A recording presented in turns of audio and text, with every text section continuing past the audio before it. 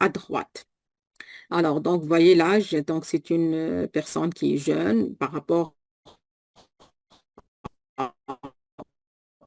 au facteur de risque principal des accidents thromboliques qui est l'âge, donc notamment l'âge supérieur à 65 ans. Alors, donc, le nerf est toujours symptomatique. Est-ce que vous êtes d'accord avec cette proposition? On va lire les propositions. Répondez sur le chat.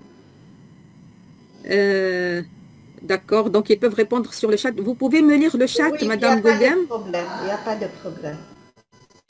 Répondez Très sur le bien. chat, s'il Ah, vous plaît. très bien. Donc, alors, une embolie pulmonaire est toujours symptomatique. Donc, première éventualité. Ils La nous disent dyspnée, non, oui, il y a une égalité, hein. d'accord. Une dyspnée augmente la probabilité clinique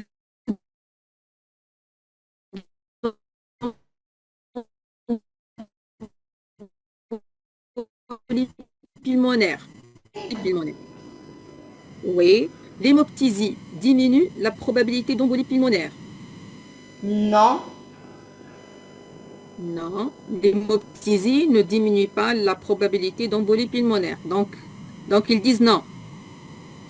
OK. Les Ils râles disent non. bronchiques, les râles bronchiques diminuent la probabilité clinique. Les râles bronchiques, elle a des râles bronchiques à droite. Les râles bronchiques diminuent la probabilité clinique. Alors, la majorité disent non, mais il y a quelques oui. Enfin, ils sont OK. à La égalité, oui, turg- non. OK. La Oui, allez-y. turgescence, la turgescence jugulaire doit faire suspecter un cœur pulmonaire aigu.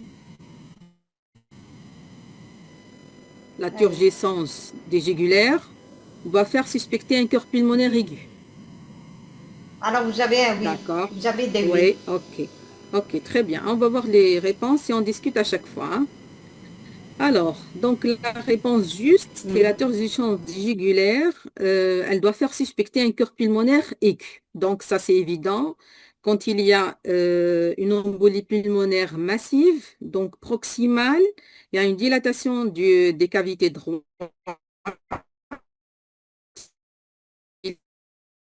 Il y a une turgescence donc, de la post-charge du VD. Il y a une dilatation des veines jugulaires. Ça, c'est vérifié. C'est l'embolie pulmonaire, toujours symptomatique, on est d'accord. Donc, elle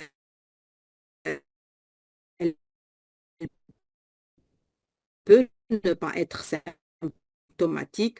D'ailleurs, parfois, on fait cause X, on découvre donc des embolies pulmonaires qui sont distales et qui peuvent passer inaperçues. Donc, le patient peut avoir une embolie pulmonaire distale, il n'a pas vraiment une symptomatologie importante pour consulter aux urgences. Donc, ça, c'est pas toujours vérifié. La dyspnée augmente la probabilité clinique d'embolie pulmonaire. Bon, effectivement, donc l'embolie pulmonaire, on la suspecte une douleur thoracique aiguë, basée thoracique, unilatérale, en coup de poignard, mais donc elle ne rentre pas, donc le signe clinique dyspnée ne rentre pas dans la probabilité clinique des tests de suspicion de l'embolie pulmonaire, on va le voir tout à l'heure. L'hémoptysie diminue la probabilité d'embolie pulmonaire, non. L'hémoptysie, donc quand il y a une embolie pulmonaire, surtout au stade donc d'infractus, donc le patient peut faire une hémoptysie qui a une couleur donc pruneau donc, et une couleur noirâtre qui signe l'infractus pulmonaire. On peut aussi avoir donc une hémoptysie carrément à la phase aiguë. Donc, les râles bronchiques diminuent la probabilité clinique, donc ça ne diminue pas. Pourquoi? Parce que donc on peut avoir donc une embolie pulmonaire avec un syndrome de condensation pulmonaire localisé et l'examen clinique peut révéler des râles bronchiques.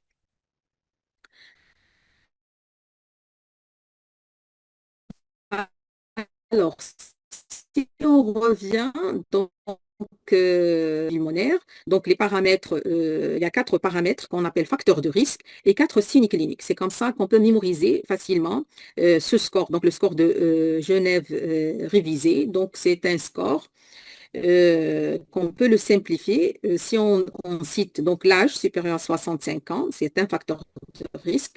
Le cancer actif, c'est un facteur de risque. Chirurgie aux fractures, donc dans le mois passé, c'est un facteur de risque.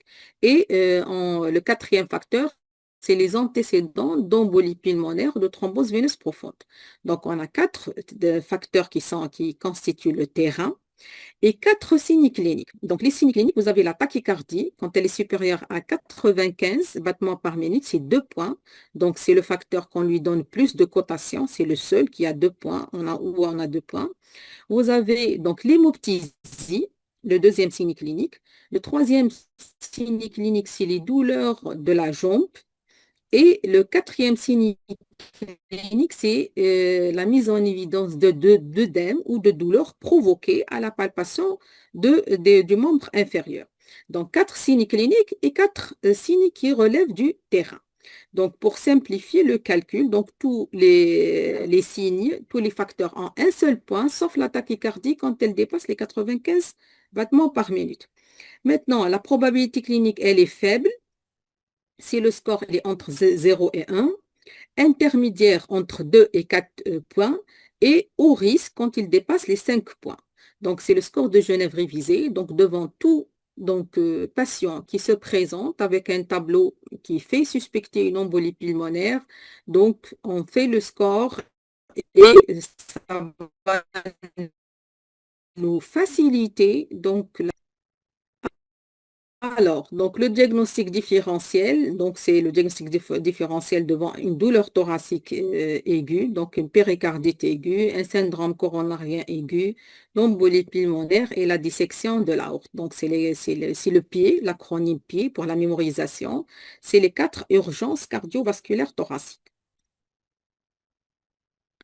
Alors, Lydie Dimer.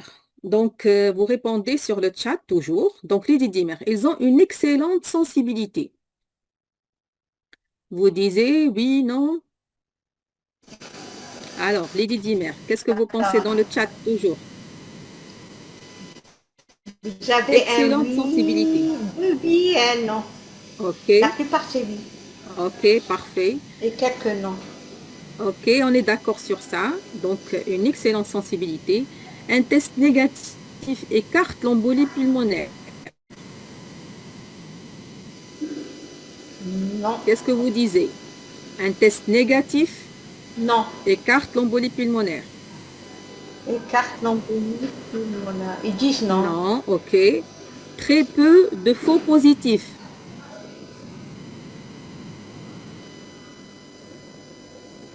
Très peu de faux positifs. Oui et non. Oui et non. OK. Le Vous seuil, avez des oui et des non. le seuil diagnostique pour cette patiente qui est âgée de 22 ans, il est de 220 nanogrammes par millilitre.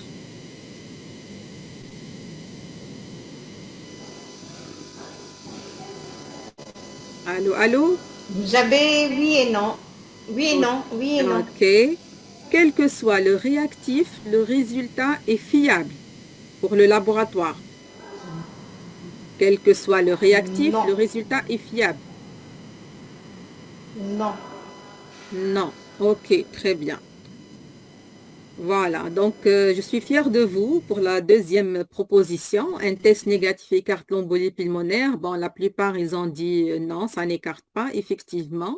Donc, didymère négatif, ça permet d'écarter l'embolie pulmonaire quand la probabilité clinique, elle est faible ou intermédiaire. Quand la probabilité clinique faible ou intermédiaire, un didymère Il y négatif, c'est bon. a pardon, professeur. Oui, Il y a une personne qui vous dit, mais le prélèvement peut influencer les résultats. les prélèvements peuvent influencer les résultats. Peut Euh, influencer c'est-à-dire, les résultats. c'est-à-dire, bon, on est censé faire de bons prélèvements et acheminer, c'est la qualité de travail. Donc, le prélèvement, il est censé faire correctement. Mais les réactifs changent. La méthode technique la plus fiable, c'est ELISA. Donc, ELISA, quand on utilise la méthode ELISA, elle est mieux que la qualité des prélèvements. Si elle est bien faite, il n'y a pas de souci. Donc, le test négatif écarte l'embolie pulmonaire quand la probabilité clinique elle est faible ou intermédiaire. Mais si on est devant une haute probabilité clinique, le score il est supérieur à 5 points, à ce moment-là, on s'en fout des dédimères. Les dédimères ne peuvent pas influencer notre décision. On fait directement l'angioscanner thoracique. OK, mais si probabilité faible et dédimères négatifs, on va chercher un autre diagnostic. Donc, très peu de faux positifs, non. Donc, il y a beaucoup de faux positifs, notamment la grossesse, les états inflammatoires chroniques, les cancers. Et il y a d'ailleurs des situations où on a des dédimères positifs, mais on n'arrive pas à les expliquer.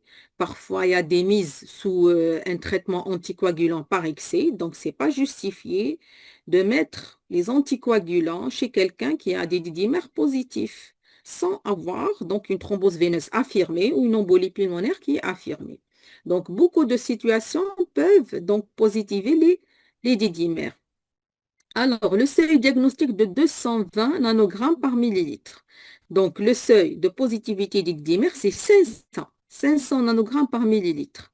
Mais quand l'âge il est supérieur à 50 ans, on met par 10. Si on a un sujet de 60 ans, chez qui on fait les dédimères, le seuil, c'est pas 500, c'est 600 nanogrammes par millilitre. Très bien. Allez, on avance. Voici l'algorithme donc diagnostic d'une embolie pulmonaire. Donc, on commence par la probabilité clinique. La probabilité clinique, c'est le score de Genève révisé qu'on vient de voir. Si la probabilité clinique elle est faible ou intermédiaire, on a le droit d'utiliser les dédimères.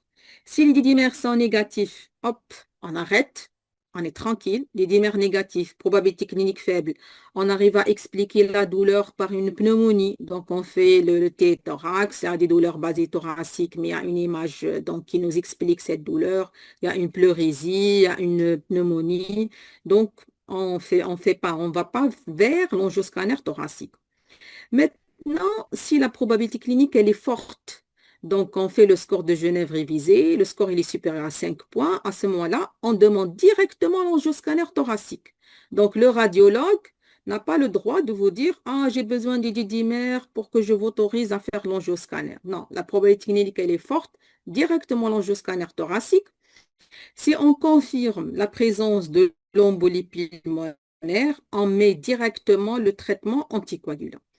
Maintenant, si l'angioscanner thoracique ne trouve pas d'embolie pulmonaire, à ce moment-là, nous, donc d'après notre conviction clinique et d'après notre score, la probabilité, elle est forte. Donc, je fais un autre examen qui est la scintigraphie pulmonaire de perfusion et de ventilation. Donc, si la scintigraphie elle est positive, on commence le traitement. On a un autre examen qui est important, c'est l'échodoppler veineux des membres inférieurs. Si on trouve donc une thrombose veineuse profonde, proximale, à ce moment-là aussi, donc on confirme le diagnostic et on commence le traitement anticoagulant. Maintenant, pourquoi la scintigraphie elle peut être positive et l'angioscanner thoracique est négatif? Donc, cette, on va dire, contradiction, elle peut être liée au siège de l'embolie. Si on a une embolie qui est distale, elle peut être détectée par la scintigraphie par rapport à l'angioscanner. Alors, on avance. Donc, quels sont les examens complémentaires qu'on va faire? Donc, la gazométrie artérielle. Est-ce que vous faites une gazométrie devant une embolie pulmonaire? Oui ou non? La réponse, s'il vous plaît. Oui. Vous avez oui et non. Majoritaire oui. Oui et non. L'échodoppler veineux des membres inférieurs. L'échodoppler. Oui, Veineux des membres inférieurs. Oui. oui. La scintigraphie pulmonaire de ventilation et de perfusion. Scintigraphie. Oui ou non? Oui et non, mais Oui et non, oui et non. L'angioscanner thoracique. En second, ils vous disent pas systématiquement et en second. L'angioscanner L'angiographie, thoracique. oui. L'angioscanner, L'angioscanner oui. thoracique. OK. Les didymères positifs sont suffisants. Alors, est-ce que les didymères sont suffisants? Non, Non. non. OK, on est d'accord. Alors, donc la gazométrie artérielle n'est pas indispensable. Donc, si vous la faites, vous allez trouver en cas d'embolie pulmonaire importante, massive, une hypoxie avec une hypocapnie, mais elle est inutile. C'est pas la peine de demander une gazométrie en pratique quotidienne. L'échodoppler veineux des membres inférieurs, on a vu tout à l'heure l'algorithme, c'est un moyen de diagnostic. Si on trouve une thrombose veineuse profonde proximale, on a le droit de traiter.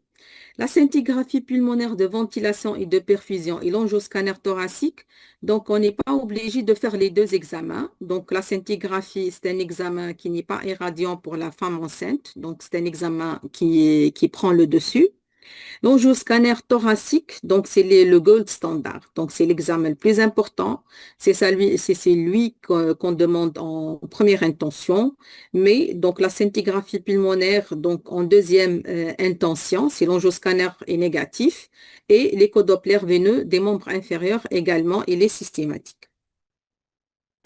Alors, la radiographie du thorax, donc elle n'a pas d'intérêt pour le diagnostic d'embolie pulmonaire, mais donc on va dire si on est dans un centre où l'angioscan n'est pas disponible, donc si on fait un téléthorax et il revient normal, et chez quelqu'un qui a une forte suspicion d'embolie pulmonaire, c'est un argument indirect d'embolie pulmonaire.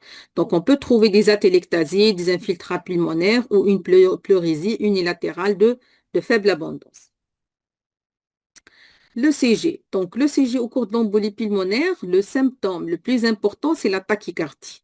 Donc, la tachycardie, c'est un argument électrique en faveur de l'embolie pulmonaire. Dans les cas les plus typiques, on peut trouver un bloc de branche droit, donc incomplet. On peut trouver un aspect S1 Q3 sur le CG, une déviation axiale droite. Donc, les signes électriques sont présents surtout quand l'embolie pulmonaire elle est massive. Regardez sur cet angioscanner. Donc, vous avez l'artère pulmonaire, donc avec ses deux branches souches.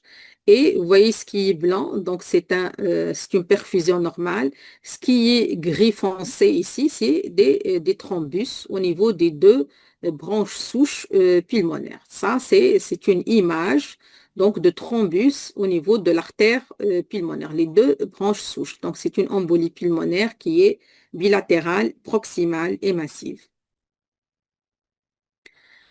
Alors, maintenant, donc, on est devant une embolie pulmonaire sans signe d'instabilité hémodynamique. Donc, si on prend la pression artérielle, elle est correcte.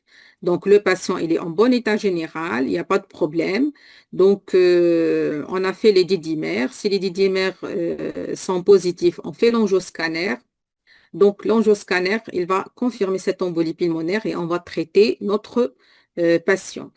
Donc, maintenant, si on est devant donc, une probabilité clinique qui est forte, pas de didymère, on fait l'angioscanner et on confirme notre embolie pulmonaire et on traite. Donc, voici, c'est ce qu'on vient de voir. Maintenant, concernant le diagnostic d'embolie pulmonaire, la thrombose veineuse profonde distale affirme le diagnostic. Qu'est-ce que vous pensez? Si elle est distale, est-ce qu'elle peut, donc une TVP, thrombose veineuse profonde distale, est-ce qu'elle permet d'affirmer le diagnostic d'une embolie pulmonaire? Allez, vous dites. Oui, OK, oui. OK. Avec Thrombose un veineuse. nom, quelques noms timides. OK. Thrombose veineuse profonde proximale, est-ce qu'elle permet d'affirmer le diagnostic d'embolie pulmonaire? Oui. Oui. Une scintigraphie de faible probabilité exclut une embolie pulmonaire.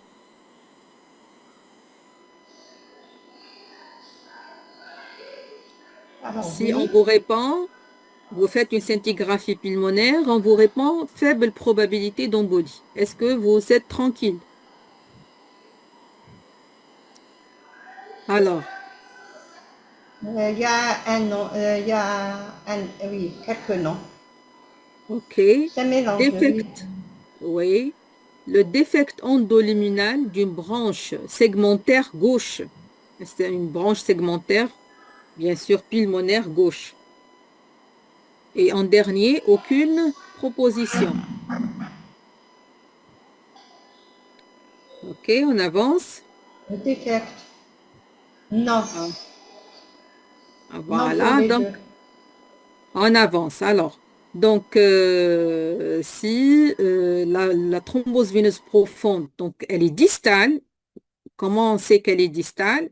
Quand elle est quand elle siège à l'étage jambier, donc l'étage qui est inférieur à la veine poplitée. Donc les thromboses iliaques, fémorales et poplitées sont considérées comme des thromboses veineuses profondes proximales. Donc, moins que après la poplité, tout ce qui est tibial, péroné, solaire, etc., c'est des thromboses veineuses distales. La distale ne permet pas d'affirmer le diagnostic d'embolie pulmonaire. Donc, il faut que ça soit proximal. Deuxièmement, la scintigraphie de faible probabilité exclut l'embolie pulmonaire.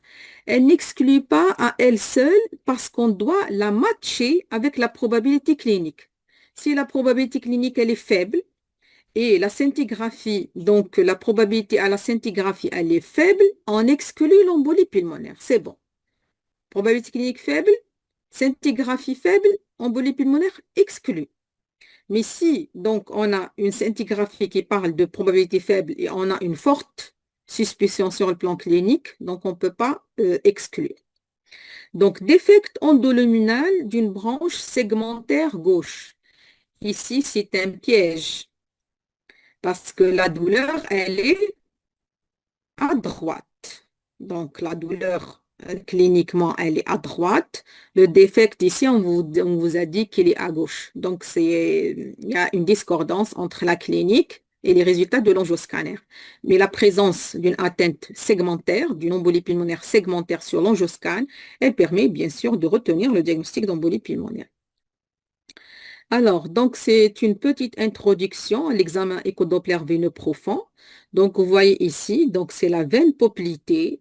Donc, quand vous demandez au médecin vasculaire de faire l'échodoppler veineux profond, donc, qu'est-ce qu'il va faire? Il va prendre la sonde, qui est la sonde linéaire, et il va appuyer donc, sur la veine. C'est le test de compression. Donc, il va prendre la sonde linéaire, il va comprimer la veine et cette veine, elle va disparaître. Donc, regardez, la veine, elle est présente quand il ne comprime pas. Ça, c'est un examen échodoppler veineux profond qui est normal. Donc, on fait la compression, une pression directe par la sonde sur la jambe du patient. Si cette veine qui est bien visible ici, elle disparaît, donc on dit que la veine, elle est libre, elle n'est pas thrombosée, elle est compressible et c'est un examen qui est correct, qui est normal. Par contre, ici, regardez ici, c'est une veine poplitée qui est thrombosée. Donc, à la lumière, donc vous voyez le matériel, c'est le thrombus, donc c'est un matériel icogène. Donc, ce matériel icogène, donc, il est visible parce que la thrombose, elle date de 2 jours, de 3 jours. Vous voyez un matériel qui est bien visible. Si donc la thrombose elle est aiguë, donc dans les premières 24 heures, vous ne voyez pas ce matériel qui est bien visible. Vous voyez une lumière qui est anéchogène, elle est noire, mais quand vous essayez d'écraser cette veine, elle ne s'écrase pas. Donc elle est incompressible et c'est comme ça qu'on pose le diagnostic d'une thrombose veineuse profonde à l'échodoppler. Ok, le diagnostic de gravité. Quand est-ce qu'on dit que l'embolie pulmonaire, elle est grave? Grâce à la gazométrie. Qu'est-ce que vous dites? Oui, non, gazométrie? Aya. Oui, non. Oui et La non. plupart, non. Bon, non, Ok, non, il non. Vous avez des non et des oui y a les deux. Bon, Alors, je vais compter. match, La match. majorité, c'est non. OK. Les troponines. C'est pas un matériel. Les Troponines. troponymes. Il y a réponse. Vous les faites que pour l'IDM, Majoritairement, non. le BNP, le pro-BNP. Est-ce que vous faites le pro-BNP que pour l'insuffisance cardiaque?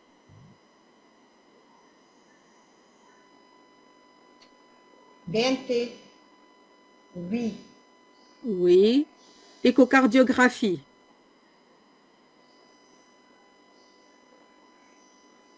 Oui ou Non. non? Oui. Alors, majoritairement, oui. OK.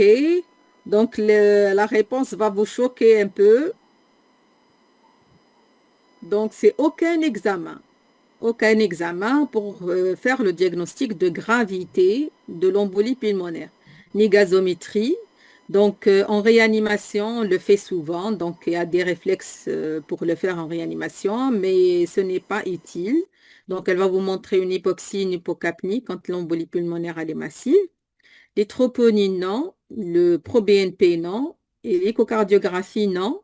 Mais on va dire pour les trois, pro-BNP, troponine, échocardiographie, c'est oui et non. On va le voir tout de suite. Alors, comment évaluer la gravité d'une embolie pulmonaire? Il y a un test, il y a un score qui est commun, c'est le score PISI.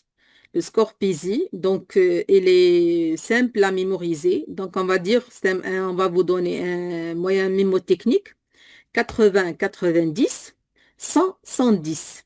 80, 90, 100, 110. 90, c'est la saturation en oxygène quand elle est inférieure à 90. Le 100, c'est la pression artérielle systolique inférieure à 100. Le 110, c'est la fréquence cardiaque quand elle est supérieure à 110. Et puis, donc, c'est les quatre chiffres, donc 80, 90, 100, 110. Les quatre chiffres, vous rajoutez le cancer quand le patient il a un cancer actif. Et le sixième paramètre, c'est l'insuffisance, la présence d'une insuffisance cardiaque ou d'une insuffisance rénale, 6 points. Il suffit d'avoir un point que la mortalité, elle est élevée à 30 jours. Donc, 0 point, la mortalité à 30 jours, elle est faible. Un point, supérieur à un point sur le score de PISI, la mortalité à 30 jours, elle est élevée. Alors, on va détailler ce PISI. Donc, risque faible de mortalité, si le PISI il est à 0. Et c'est dans ce cas-là qu'on va discuter chez certains types de patients s'ils sont bien disciplinés, s'ils sont bien entourés, ils ont une famille, ils comprennent le traitement, donc ils ont un bon état général, l'embolie pulmonaire n'est pas donc proximale, et surveiller le patient en ambulatoire. Donc si le score PISI il est à 0. Maintenant, on va dire un score qui est... Donc, il y a le score intermédiaire faible, score de mortalité intermédiaire faible. Il y a le score de sévérité intermédiaire élevé. Donc, c'est ici qu'on va utiliser les biomarqueurs, les troponines et le pro-BNP. Donc, si on a un PISI qui est supérieur à 0, donc supérieur ou égal à 1, plus une élévation des biomarqueurs, troponine ou pro-BNP, ou une dysfonction VD à l'échocardiographie, donc on va utiliser ici l'échocardio.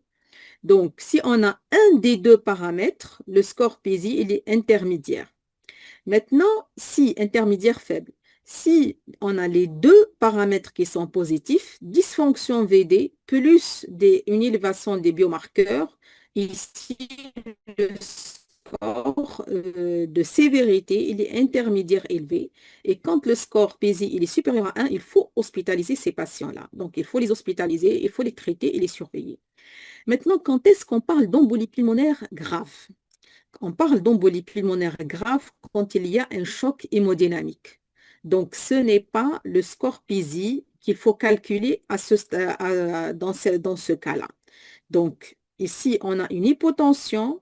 Si si on est par exemple devant quelqu'un qui est hypertendu, donc il a 14 de tension et il y a une chute de la pression artérielle de 4 points, c'est considéré quand même qu'il s'agit d'un choc hémodynamique.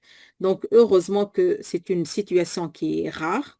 Et si on a ce score qui est élevé de mortalité, il y a 25% de décès. Alors, donc ça, c'est un petit rappel pour l'embolie pulmonaire sur le plan physiopathologique. Donc, quand on a une embolie pulmonaire importante, donc il y a une augmentation de la post-charge du VD. Et c'est pour ça on a une dilatation des cavités droites, une augmentation de la pression pariétale au niveau du ventricule droit et c'est ce qui pose aussi un problème de perfusion coronaire de la coronaire droite du VD et ça expose à une ischémie du VD. Donc la conséquence, c'est une hypoxie, c'est une insuffisance cardiaque droite et l'ultime donc complication, c'est la diminution du débit cardiaque. Donc les cavités gauches ne reçoivent plus suffisamment de débit cardiaque, de perfusion et on aura une diminution de la pression artérielle systolique et un choc hémodynamique. Alors, donc, l'embolie pulmonaire donc, à haut risque ou sévère a une définition. Donc, soit que le patient fait un arrêt cardiaque secondaire à cette embolie pulmonaire grave, soit qu'il fait une pression artérielle inférieure à 9, avec des signes d'hypoperfusion périphérique. Alors, donc, si on est devant une instabilité hémodynamique, on ne va pas déplacer le patient vers l'angioscanner thoracique, sauf si on a une facilité. Donc, sauf si l'angioscan il est disponible dans la structure, il est facilement faisable et le patient peut le faire en sécurité avec une équipe de réanimation. À ce moment-là, on fait l'angioscansion. Donc, il y a un état hémodynamique qui est instable, donc il y a une baisse de la pression artérielle. Vaut mieux privilégier l'échocardiographie thoracique au lit du patient. Donc, si on trouve une dilatation des cavités droites, donc une hyperpression pulmonaire, donc une hypertension pulmonaire, une HTAP, à ce moment-là, donc, il s'agit d'une embolie pulmonaire grave et on peut traiter directement le patient. Donc, on peut s'en passer de l'angioscan s'il n'est pas disponible, s'il est situé loin et si on peut faire une échocardiographie au lit du patient. Donc ça, c'est l'échocardiographie. Donc c'est les signes donc d'insuffisance cardiaque droite, de surcharge du ventricule droit. Donc il y a une dilatation des cavités droites, si vous voyez l'image au milieu. Donc les cavités droites, le ventricule droit et l'oreillette droite sont dilatées, plus dilatées, et ils compriment les cavités gauches. Ça comprime le VG et l'OG. Donc ça, c'est une coupe, donc petit axe. Il y a le ventricule droit qui est plus dilaté et il y a une compression sur le ventricule gauche avec un septum qui est plat. Donc, vous voyez ici, donc, tellement le ventricule droit il est dilaté, il y a une dilatation de la tricuspide avec donc une fuite, donc une insuffisance tricuspidienne. Et c'est à travers cette insuffisance tricuspidienne qu'on va calculer la pression artérielle pulmonaire systolique. Alors, le traitement, comment on va traiter? Oxygénothérapie, vous dites? Oui, non, est-ce que vous mettez de l'oxygène pour une embolie pulmonaire? Aïe. Oui. Alors, vous avez Oui, le oui. oui. La thrombolyse, est-ce que vous faites une thrombolyse?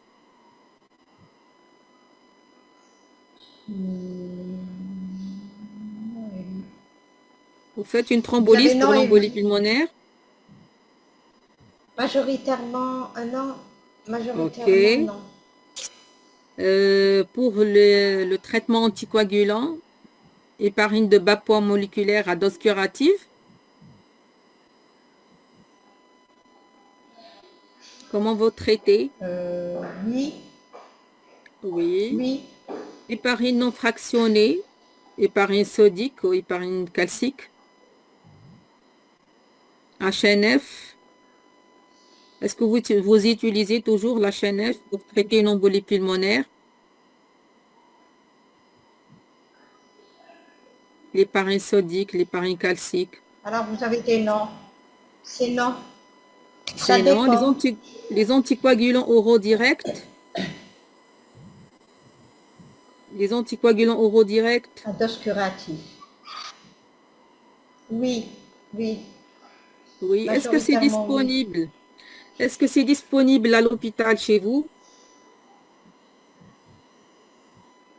Est-ce que les anticoagulants oraux directs sont disponibles?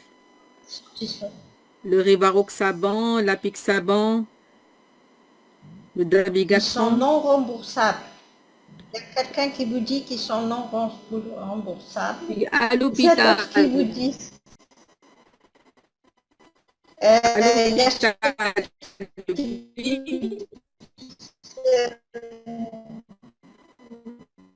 bon, non, à égalité. Donc, bon, si on calcule le score PISI, si on revient au cas clinique, c'est une jeune dame, 22 ans, il n'y a pas de signe de sévérité. Donc, pour le score PISI, il est à 0. Donc, on peut traiter soit par une anticoagulation à dose curative, une HPPM. Donc, vous avez le choix, l'inoxaparine, donc le Venox. Vous avez aussi la benzaparine, donc l'Inoweb à dose curative. La chaîne F, donc on l'utilise pratiquement plus pour le traitement de l'embolie pulmonaire ou la thrombose sévère, 30 et parfois même inférieur à 15 millilitres par minute de clairance quand on utilise la calciparine. Donc, mais maintenant, même les HPPM, on peut les utiliser en cas d'insuffisance rénale modérée, c'est-à-dire la clairance entre 30 et 60. On utilise les HPPM. La clairance inférieure à 30, on peut les utiliser à moitié dose. Donc, c'est ce qu'on fait avec les néphros, donc à l'hôpital. Donc, on divise la dose curative en deux. C'est une dose intermédiaire qu'on appelle intermédiaire qu'on peut utiliser entre 15 et 30 millilitres par minute. Moins de 15, vaut mieux utiliser la calciparine. Donc, c'est la situation où on doit utiliser donc, les HNF. Mais à part ça, c'est maintenant la priorité, c'est pour les anticoagulants oraux directs. On peut les donner en cas de thrombose veineuse profonde ou d'embolie pulmonaire. Alors, le bilan pré-thérapeutique, qu'est-ce qu'on doit faire? Donc, la formule avec le taux de plaquettes, le bilan d'hémostase, TP, TCA, la clairance de la créatinine, le bilan hépatique. Il faut aussi faire attention au traitement en cours que le patient prend déjà. Donc, traitement anticoagulant à dose curative, efficace. La thrombolyse, elle est réservée à l'embolie pulmonaire grave, c'est-à-dire quand il y a une instabilité hémodynamique. Quand on a un état de choc, quand on a une pression artérielle, elle est inférieure à 9, devant une embolie pulmonaire massive proximale, on a le droit de thrombolyser. Donc, il ne faut pas faire marche arrière, il ne faut pas hésiter à thromboliser une embolie pulmonaire massive grave avec une instabilité hémodynamique parce qu'il y a un risque de décès. Donc, en dehors de cette situation, on n'a pas le droit de thromboliser. Même si le score PISI il est supérieur à 1, risque élevé intermédiaire, on s'en fout. Il y a une seule situation où on thrombolise, c'est l'instabilité hémodynamique. C'est tout. Alors, pour le traitement anticoagulant, donc l'enoxaparine, je pense que Vous avez tout le des monde questions. Oui, Professeur, est-ce que vous pouvez voir le chat ou pas? je peux, oui. Essayez de voir au niveau de chat parce que vous avez deux questions. Est-ce qu'en utilisant la moitié de la dose en cas de clairance, c'est pas inférieur à 15, entre 15 et 30, est efficace en tant que dose curative? Oui, oui, c'est efficace, oui. C'est une dose qu'on appelle intermédiaire. Si le patient il pèse 80 kilos, on peut donner 0,8 millilitres de noxaparine, par exemple, de Lovenox, une seule fois par jour au lieu de donner la dose curative 2 fois par jour. Donc, ça reste efficace. Et c'est mieux toléré que l'HNF. OK. 275 unités par kilo une seule fois par jour. C'est l'ENOEP. Donc, c'est un médicament qu'on donne beaucoup dans les embolies et les thromboses associées au cancer. Donc, c'est une seule injection par jour. Ça facilite donc l'administration. Quand on donne les HBPM, il faut contrôler la formule 2 fois par semaine, mais au moins une fois par semaine pour chercher la thrombopénie induite par les épargnes.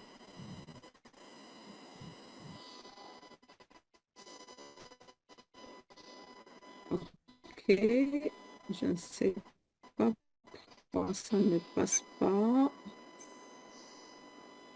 Enlevez le chat, peut-être ça vous pose un problème sur votre micro.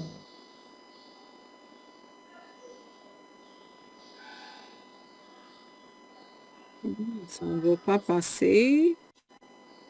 Bon, La pause qu'il faut faire. ils vous disent en cas de thrombopénie, on diminue ou En on cas de change. thrombopénie, donc vaut mieux arrêter donc l'héparine. Bon, si la thrombopénie, si on suspecte une thrombopénie induite par l'héparine, il faut faire donc un examen qui est la recherche de TIH. Donc, c'est les anticorps antifacteur 4 plaquettaires. Donc, ça se fait au laboratoire CTS, donc laboratoire d'hémostase. Donc, il faut demander la recherche des anticorps antifacteurs 4 plaquettaires. Donc, c'est l'examen qui permet d'affirmer est-ce qu'il y a une thrombopénie induite par l'héparine. Donc, si au labo, on vous dit oui, donc il faut arrêter définitivement qu'il n'y a pas d'anticorps. On peut toujours arrêter. Donc, vaut mieux arrêter l'héparine et donner des AOD. Donc, switcher vers les AOD. Alors, je pense que je vais me déconnecter et je vais me connecter une autre fois. Donc, je vais essayer d'arrêter le Vous partage. avez une autre question. Oui. Ah, alors, s'il vous plaît, thrombopénie, vous arrivez à lire ou pas? Euh, oui. Vous avez deux questions. En cas d'embolie pulmonaire, il vaut mieux orienter le patient vers un service de pneumologie ou de cardiologie. Donc, tout dépend. Donc, c'est tout l'intérêt de cette FMC. Donc, si l'embolie pulmonaire, elle n'est pas à haut risque, si le score PISI est égal à 0 et si le patient, il est bien, donc vous pouvez traiter votre embolie pulmonaire tranquillement, il n'y a pas de souci. Si le score SPISI, il est à 0, il n'y a pas d'instabilité hémodynamique, c'est une embolie pulmonaire, qui est unilatérale, il n'y a pas d'instabilité hémodynamique, la saturation, elle est correcte. Vous traitez votre patient tranquillement, vous le surveillez. Et puis c'est tout. Et puis il faut voir s'il y a lieu de faire une enquête étiologique. Mais si le patient il a un score SPZ qui est supérieur à 1, orientez-le dans un service de médecine interne, cardiologie ou pneumologie. S'il a contre-indication aux Quand est-ce qu'elle se anticoagulants fait ou la non. FNS? Hein? Pour l'FNS, il faut la faire Quand est-ce qu'elle se obligatoirement fait 2 fois. L'FNS, c'est avant le 24 traitement. heures ou 48 heures? Il faut Oui. l'avoir avant c'est 2 fois par semaine, une formule 2 fois par semaine. La fibrinolyse, donc on passe vers un traitement chirurgical. C'est quoi ce traitement? Ah oui, pour le traitement chirurgical, il est indiqué en cas d'instabilité hémodynamique. L'embolectomie, donc l'embolectomie, il y a une seule indication, c'est comme la thrombolyse. Donc, on fait la thrombolyse à un patient qui a une embolie pulmonaire qui est proximale, massive, avec instabilité hémodynamique. Si ça ne marche pas, on présente le patient en chirurgie thoracique pour faire l'embolectomie. Donc, ça se fait dans les services de chirurgie cardiaque ou thoracique. Alors, donc je pense que je vais peut-être Essayez de- d'avancer, essayez de... Donc, je pense que ça ne marche pas. Je pense que je suis obligée de me déconnecter Même et en de revenant reconnecter. en arrière. Ça ne passe pas. Je vais arrêter le partage Et je vais partager une deuxième fois. Oui, reprenez le partage. OK.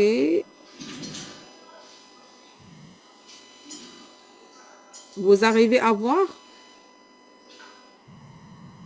Non, Et maintenant, cliquez dessus, peut-être que... pour moi, c'est bon, hein? Non. Ah oui, ça va. C'est bon. Pour moi, c'est bon. Allez vers le plein écran. Je suis en plein écran, hein? Non, vous n'êtes pas en plein écran. Et maintenant, Oui, vous êtes en plein écran, vous êtes sur le très traitement bien. anticoagulant. Très bien. OK. Donc, voilà. Donc, le traitement anticoagulant, il doit se faire à dose curative. Donc, c'est pour l'inoxaparine, c'est deux injections, une matin, une le soir. La tenzaparine, c'est une fois par jour. Donc, vous avez les dosages. Donc, il faut bien sûr les appliquer et puis c'est tout. Pour le traitement anticoagulant, on le donne au minimum. Donc, si on choisit de traiter par les HPPM. Donc, on va dire comme un exemple d'un produit qui est disponible aux urgences, c'est l'inoxaparine ou l'Ovinox. Donc, c'est donc une dose curative, c'est 0,10 millilitres par 10 kilos de poids, deux fois par jour, matin et soir. Si quelqu'un il pèse, donc on va dire 60 kilos, c'est 0,6 le matin, 0,6 le soir, ou 6 000 unités le matin, 6 000 unités le soir.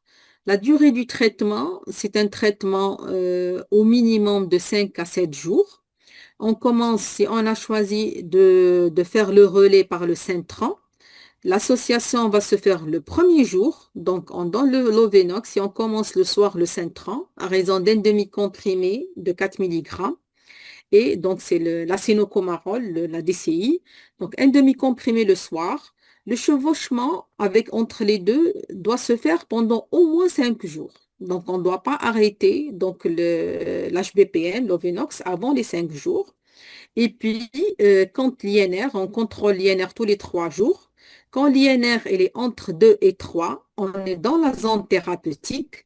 On fait une deuxième INR 24 heures plus tard. Si l'INR elle est toujours dans la zone thérapeutique entre 2 et 3, on arrête donc les injections de l'Ovenox et on continue le Centran seul. Donc, la durée du traitement dans l'embolie pulmonaire, c'est 6 mois. C'est la même durée que la thrombose veineuse proximale. Donc, c'est 3 à 6 mois de traitement. Alors, donc c'est ce qu'on vient de voir.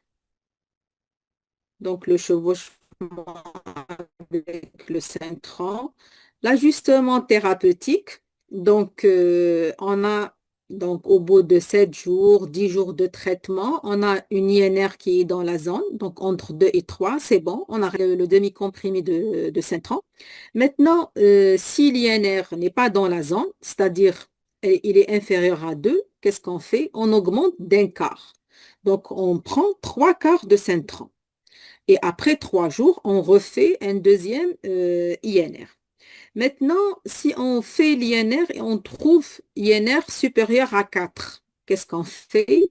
On saute une dose. Donc, on demande au patient de ne pas prendre la dose du jour. Et le lendemain, il prend la dose moins de un quart. Si on a demandé au patient de prendre un comprimé et l'INR il est monté plus de 4, on va lui demander de diminuer d'un quart et on va garder la dose de 3 quarts de comprimé de Centran.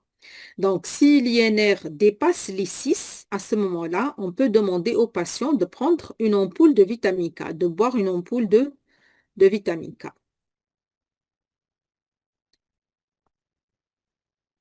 Alors, donc les anticoagulants oraux directs sont désormais recommandés en première intention. Donc, le patient, s'il a les moyens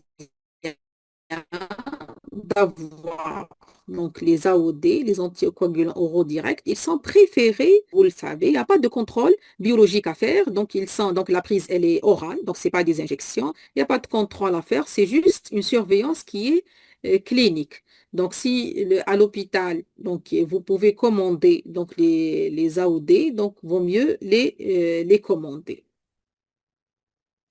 Donc, ils ne sont pas recommandés en cas d'insuffisance rénale sévère. Donc, si vous lisez les recommandations, quand la clairance elle est inférieure à 30, il ne faut pas donner les AOD.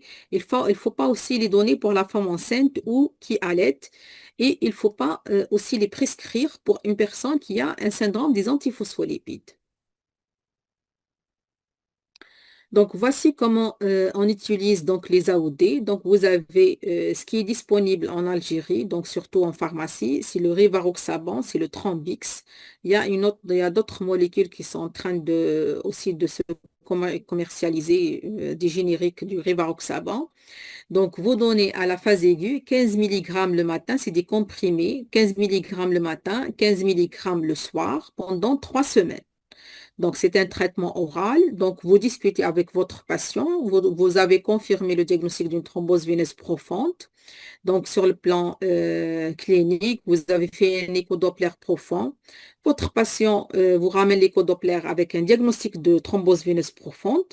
Vous discutez avec lui. S'il a les moyens, la boîte, elle fait 6 000 dinars par mois. S'il a les moyens, vous prescrivez 15 les comprimés de 15 mg, un comprimé le matin, un comprimé le soir pendant 3 semaines, puis le relais va se faire par un comprimé de 20 mg pendant la durée du traitement, de 3 à 6 mois. Le deuxième médicament qui est disponible en Algérie, c'est l'apixaban. Donc, l'apixaban, c'est des comprimés à 10 mg. Donc, pendant la phase aiguë, c'est un comprimé le matin, un comprimé le soir pendant une semaine. Puis, pendant la dose d'entretien, c'est 5 mg le matin, 5 mg le soir pendant les 3 à 6 mois. Donc, il n'y a pas de contrôle biologique à faire. Donc, vous demandez au patient de faire les précautions qu'il faut. Donc, il ne doit pas faire une chirurgie ou un geste invasif, donc sans vous prévenir. C'est tout. Alors, les filtres caves, quelle est l'indication de poser un filtre dans la veine cave inférieure? Donc, ce n'est pas donc, une procédure qui est donc à proposer, sauf dans des cas exceptionnels, quand le patient il est sous anticoagulant, il a une thrombose au niveau donc, des membres inférieurs, proximales, au niveau de la veine cave et des veines iliaques fémorales. Il est sous anticoagulant, il continue à faire des embolies pulmonaires, donc de façon récidivante. À ce moment-là, où il a une situation où on a une contre-indication à l'utilisation des anticoagulants, à ce moment-là, on demande au radiologue de mettre un filtre CAV. C'est la radiologie interventionnelle. Donc, le patient peut être préparé pour ça. C'est une procédure qui se fait au CHU Beblouet, mais il faut avoir juste le matériel nécessaire. Donc, c'est une question de matériel. Mais sur le plan technique, ça se fait au CHU Beblouet et je pense aussi au CHU Mustapha. Maintenant, le traitement thrombolytique, donc dans l'embolie pulmonaire à haut risque, donc quand il y a une instabilité hémodynamique, il faut aller vers la thrombolyse. Donc, je vous ai mis le schéma thérapeutique, mais dans ces cas-là, il faut bien sûr faire appel à un réanimateur. Pour le traitement de la thrombose veineuse profonde, donc c'est la même chose, c'est le traitement anticoagulant curatif pendant 3 à 6 mois. Donc, il ne faut pas oublier de prescrire les bas de compression. Donc, les bas de compression, donc ce qu'on prescrit, c'est des chaussettes, vous mettez ça, donc bas de compression élastique force 3, et vous devez mesurer le diamètre de la jambe. On calcule 10 cm au-dessous du genou. Donc, on fait le périmètre de la jambe et on fait le périmètre de la cheville pour que le patient puisse acheter donc ces bas de contention, ces chaussettes de contention. Vous demandez donc des chaussettes orteils libres pour que le patient soit à l'aise. La durée du port de bas de compression, on ne dit plus bas de contention, on dit bas de compression, bas élastique de compression.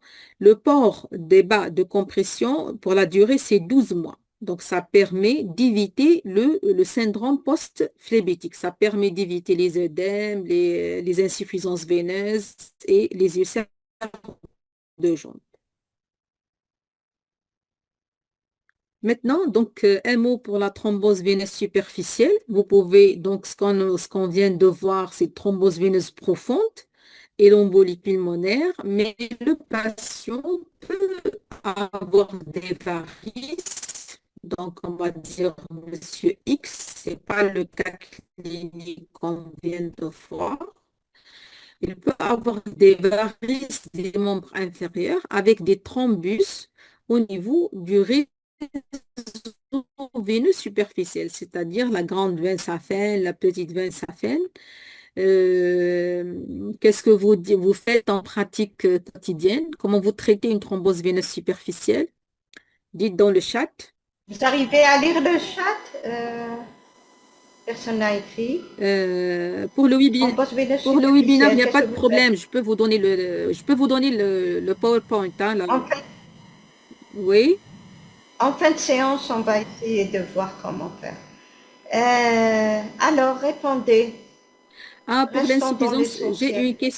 j'ai une question pour l'insuffisance rénale. Est-ce que l'angioscanner scanner thoracique il est contre-indiqué?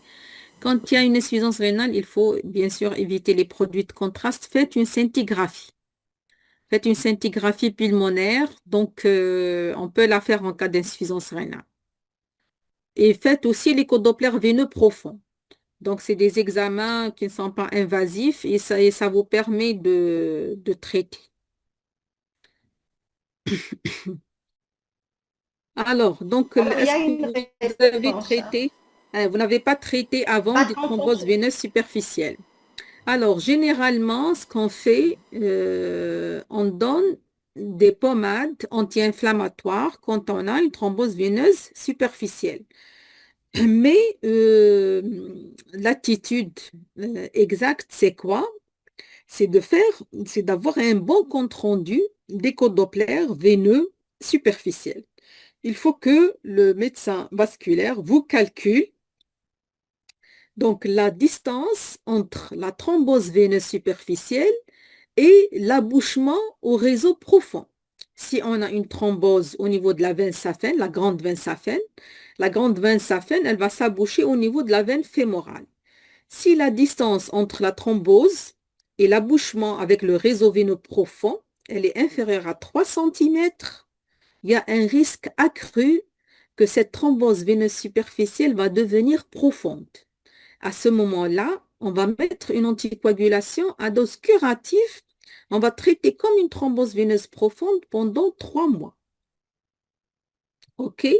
Donc, quand on a une thrombose veineuse superficielle, mais qu'elle est proche du réseau veineux profond, le risque d'extension, il est important. Et on traite comme une thrombose veineuse profonde, donc dose curative d'anticoagulation pendant 3 mois. Maintenant, si elle est loin, donc c'est une thrombose veineuse superficielle, elle est loin du réseau veineux profond. Maintenant, on va calculer sa longueur. Si elle est longue, donc c'est une thrombose veineuse superficielle, elle est longue. Donc, elle est sur 5 cm. À ce moment-là, on va mettre un traitement anticoagulant, on va dire par exemple l'Ovenox que vous connaissez tous, mais à dose préventive, c'est 0,4 ml par jour, une injection le soir pendant 45 jours. OK? Maintenant, si on n'a pas ces deux critères, donc c'est une thrombose veineuse superficielle, elle est loin du réseau profond, elle est courte, 1 à 2 cm, je vais traiter par un traitement local. Juste une pommade qui est anti-inflammatoire, c'est suffisant. Donc, c'est un traitement local par INS. C'est clair? OK.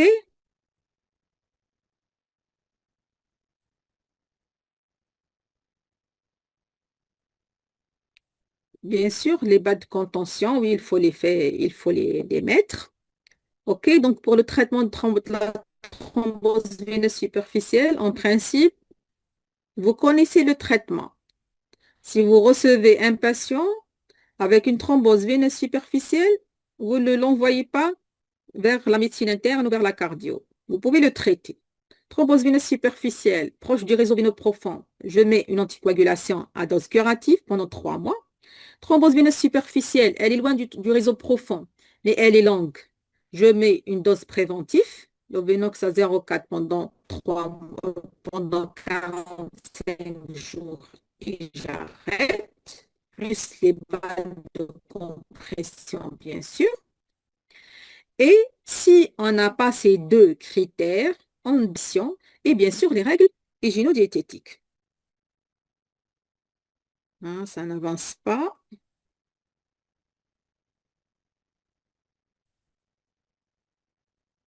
Je vais repartager une deuxième fois.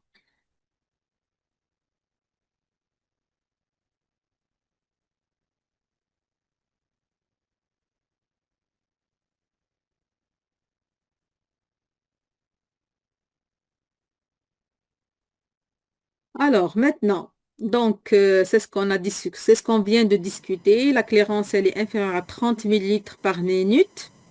Est-ce qu'on peut donner une Voilà. héparine, est-ce qu'on peut donner une héparine non fractionnée? HNF. Répondez dans le chat. HNF, oui ou non? Vous arrivez à lire le chat? Vous arrivez à lire le chat? Oui. Oui, oui. HNF, est-ce qu'on est autorisé à donner des HNF, héparine non fractionnée? Héparine sodique ou héparine calcique? Calcihéparine? Alors, on Alors, vous relire. avez deux Oui, noms et la moitié dosée. d'accord. Héparine HBPM à dose curative. Est-ce que vous êtes d'accord? Héparine de bas poids moléculaire, tenzaparine, inoxaparine à dose curative. Oui, Non. Il y a des non, oui, il y a des non. on- Vous arrivez à lire, professeur? oui, ok, d'accord. Et pour les anticoagulants oraux directs, à dose curative ou à dose préventive, Trambix, Apixaban, quand la clairance elle est moins de 30. Et enfin, les antivitamines K, le Centran. Est-ce que le Centran est autorisé? Les antivitamines K.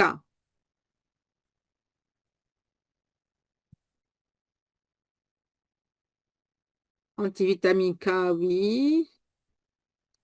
OK.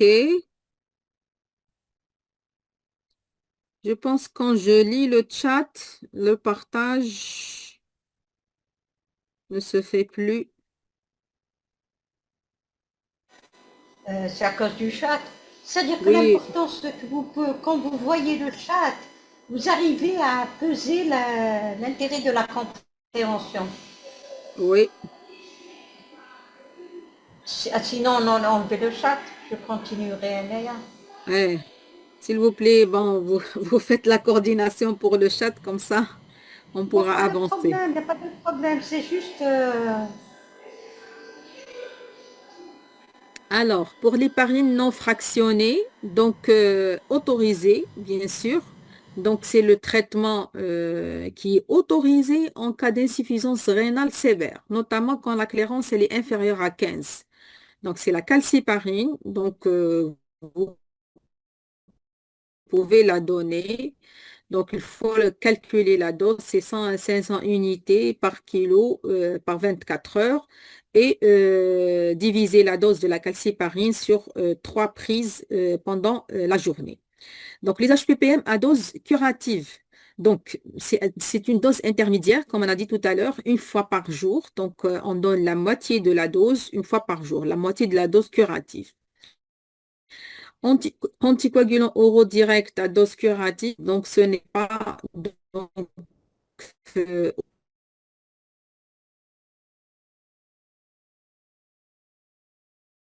que vous lisez le médicament. Donc, quand la clairance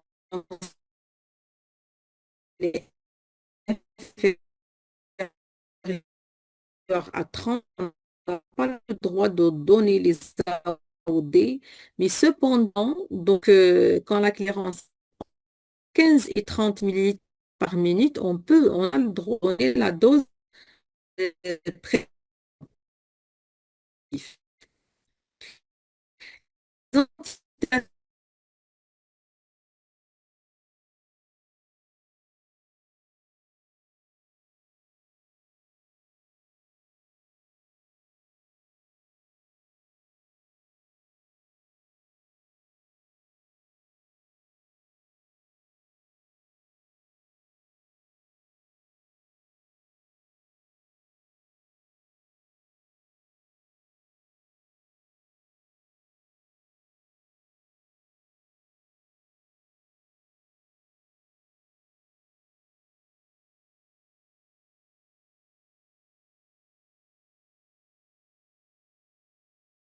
Magique, il faut Recording in préférer la progress. Pixaban par rapport au Rivaroxaban parce qu'il y a encore les petites doses, c'est 2,5 mg deux fois par jour.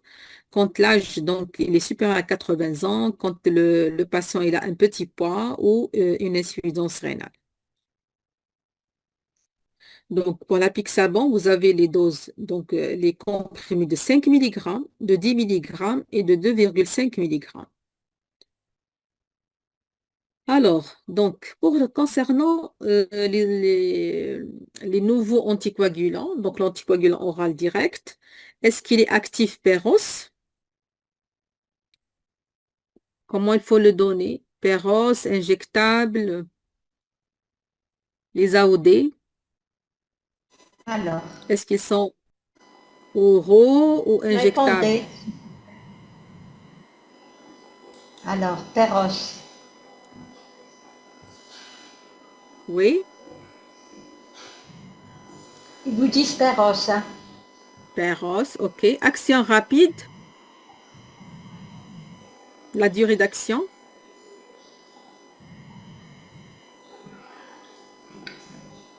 Oui, action rapide, non. oui. Alors, vous avez des noms et des oui. Demi-vie longue, bon, c'est la même chose. Donc, synthétique. Et nécessite pour la quatrième proposition, nécessite le contrôle de l'hémostase. Donc, on a répondu tout à l'heure. Donc, c'est des médicaments qui ne nécessitent pas le contrôle d'hémostase, aucun bilan de contrôle à faire. Ils sont donc synthétiques, action rapide et par voie orale. C'est les avantages qu'on a avec ces nouveaux traitements. En fait, ce n'est plus des traitements nouveaux parce qu'ils sont en pratique quotidienne prescrits de façon routinière. Alors, le bilan étiologique. On revient à la dame, hein.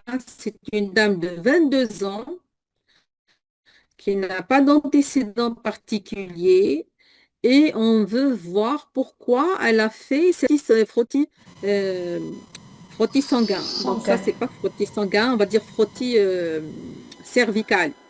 C'est pas frottis Non. sanguin, hein, frottis Ah, cervical, frottis cervical. cervico-vaginal. Cervical, c'est pas frottis sanguin. Est-ce Ah, que ils vous vous faites une disent non. coloscopie à la recherche d'un cancer du côlon? Non Coloscopie. plus. Vous faites une colo ou non? Non, non. Le scanner abdominal.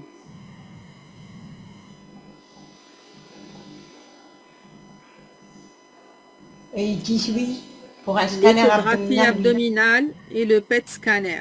Donc ça, c'est des examens pour chercher un cancer, hein. Scanner Oh, ils vous disent abdominal, oui. échographie, coloscopie, PET scan, frottis. Bon, pour le PET Alors, scan, c'est oui. Je sais pas. alors, c'est une dame. Donc, est-ce qu'on fait ou on ne fait pas le bilan d'un cancer chez quelqu'un qui fait une thrombose veineuse profonde ou une embolie pulmonaire? Donc, effectivement, les patients qui ont des cancers, donc surtout le cancer du côlon, le cancer du pancréas, donc le cancer du sein pour les thromboses veineuses du membre supérieur, les embolies pulmonaires. Donc, les cancers peuvent être donc associés aux thromboses, mais les recommandations vous disent que on ne fait pas le bilan systématiquement. Donc, ni scanner, ni coloscopie, ni fibroscopie. donc ni PET scan. Donc, on fait le bilan de dépistage comme monsieur tout le monde. C'est une jeune de 22 ans, donc elle a le cancer du col de l'utérus qui est fréquent chez les personnes qui sont jeunes, donc avec le dépistage par le frottis cervical, cervico-vaginal. Donc, cette dame-là, on peut lui faire que le frottis. Donc, mais les autres examens ne sont pas recommandés. Donc, si par exemple vous avez quelqu'un qui a 60 ans, il rentre dans le cadre de dépistage du cancer du côlon, vous lui faites le dépistage. Donc, c'est un dépistage comme les autres, la population générale. Cependant, si par exemple on a une anémie ferriprive, chez quelqu'un qui a plus de 50 ans. Donc, à ce moment-là, on fait la fibroscopie, on fait la coloscopie, on fait même le scanner. Donc, on cherche. Donc, il y a une motivation à faire un bilan plus exhaustif. Donc, c'est votre examen clinique et votre bilan initial qui vous disent est-ce qu'il y a d'autres signes associés qui justifient un bilan étiologique à la recherche d'un cancer. Donc, on ne le fait pas chez quelqu'un qui est asymptomatique. Alors, maintenant, l'indication du bilan de thrombophilie. Donc, il y a des anomalies de la thrombophilie qui exposent donc aux thromboses veineuses profondes et l'embolie pulmonaire. Donc, c'est quoi le bilan de thrombophilie? Donc, il peut être donc une mutation qui est héréditaire. Donc, c'est le déficit en antithrombine 3 en antithrombine tout simplement, le déficit en protéine C, en protéine S, les mutations du facteur 5, Leiden, les mutations du facteur 2. Donc, c'est les facteurs de thrombophilie héréditaire. Maintenant, la thrombophilie acquise, c'est les anticorps antiphospholipides. Les anticorps antiphospholipides sont à l'origine du syndrome des antiphospholipides qui se manifeste par des avortements répétés, donc des accidents obstétricaux répétés, avortements, mort in utero, prématurité, donc les accidents obstétricaux, plus les accidents thrombotiques, thrombose veineuse, artérielle, embolie pulmonaire, thrombose insolite, inhabituelle, donc thrombose de la veine cave, des veines suscépatiques. Donc, toutes ces thromboses-là, donc elles sont présentes, plus des accidents obstétricaux, on doit chercher le syndrome des antiphospholipides. Donc, il suffit de demander des anticorps antiphospholipides. Donc, le bilan de thrombophilie, quand est-ce qu'on le fait et chez qui? Chez les personnes qui ont un âge moins de 50 ans, donc les personnes qui sont jeunes, les antécédents familiaux de thrombose veineuse profonde et d'embolie pulmonaire, quand le siège de la thrombose il est insolite, quelqu'un qui te fait une thrombose veineuse cérébrale, il te fait une thrombose veineuse du membre supérieur, il te fait une thrombose des veines suscépatiques, un Budd-Chiari. Dans ce cas-là, il faut chercher donc une thrombophilie. Les récidives, donc ce n'est pas le premier épisode de thrombose veineuse profonde. Donc il fait 2, 3 épisodes. À ce moment-là, il faut faire un bilan de thrombophilie. Et enfin, l'embolie pulmonaire non provoquée. Donc, il y a pas eu de fracture, il n'y a pas d'alitement, il n'y a pas de chirurgie, il n'y a pas de cancer qui explique cette embolie pulmonaire. Donc, non provoquée, il faut donc faire le bilan de thrombophilie. Alors, prolongation. Quelle est l'indication de prolonger le traitement anticoagulant plus de 6 mois? Donc, quand est-ce qu'on doit... Donc, on a dit le traitement, c'est 3 à 6 mois. Si on a une cause, donc c'est une thrombose veineuse profonde ou une embolie pulmonaire qui est provoquée, on peut s'arrêter à 3 mois. Maintenant, il n'y a pas quelque chose qui est évident ou la cause, donc le facteur de risque qui a été identifié, il est important. On a fait 6 mois, donc on a traité notre patient de façon correcte. Alors, si on veut prolonger plus de 6 mois, donc est-ce que on prolonge pour une mutation hétérozygote du gène du facteur 5? Donc, la mutation J'ai du facteur compris. 5, c'est une thrombophilie. Est-ce que devant une mutation hétérozygote du facteur 5, vous faites un bilan de thrombophilie, une prolongation de l'anticoagulation? Prolongation.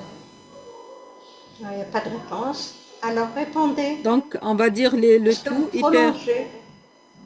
hyperhomocystéinémie.